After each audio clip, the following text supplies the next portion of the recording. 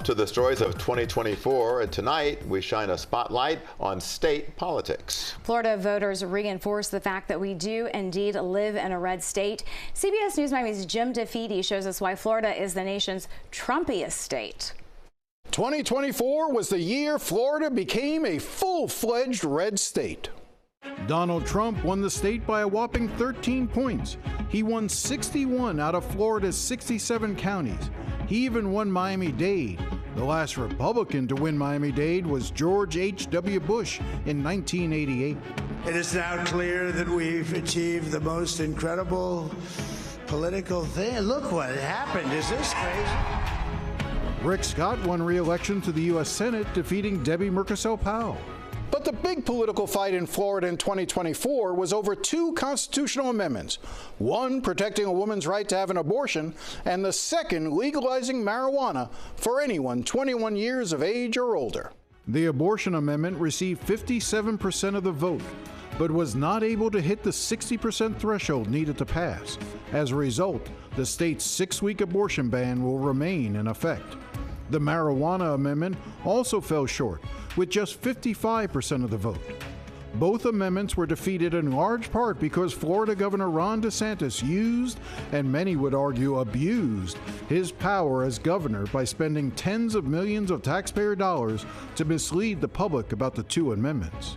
Of course, it's worth remembering that 2024 started off rough for DeSantis, with his presidential campaign ending shortly after his dismal showing in the Iowa caucuses last January. Florida Governor Ron DeSantis announcing today that he is no longer running for president. Make America Florida was one of the slogans of Ron DeSantis' losing presidential campaign. There were mugs and T-shirts and baseball caps. Oh, so many baseball caps. Although DeSantis failed, Trump seems well on his way to carrying out that vision. Let's call it the Floridization of America.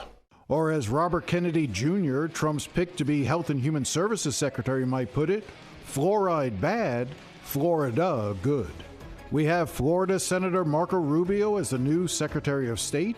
Former Florida Attorney General Pam Bondi now tapped to be the U.S. Attorney General, but only after Florida Congressman Matt Gaetz, who had been Trump's original choice for AG, withdrew because of all those pesky allegations of drug-fueled sex parties with underage girls, which Gaetz denies.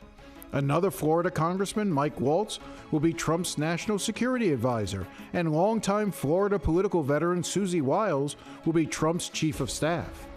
Kash Patel, who Trump wants to lead the FBI, used to be a public defender here in South Florida before becoming a deep state conspiracy theorist. And oh yeah, let's not forget, Trump's daughter-in-law, Laura Trump, now wants to be picked to replace Rubio in the Senate, even though she has only lived in Florida for 3 years. Meanwhile, DeSantis has just been waiting by the phone like a lonely teenager still hoping to get invited to the prom, or in this case, asked to be Secretary of Defense. So let's be absolutely clear about this. As 2024 comes to an end, Florida is now the Trumpiest state in the country.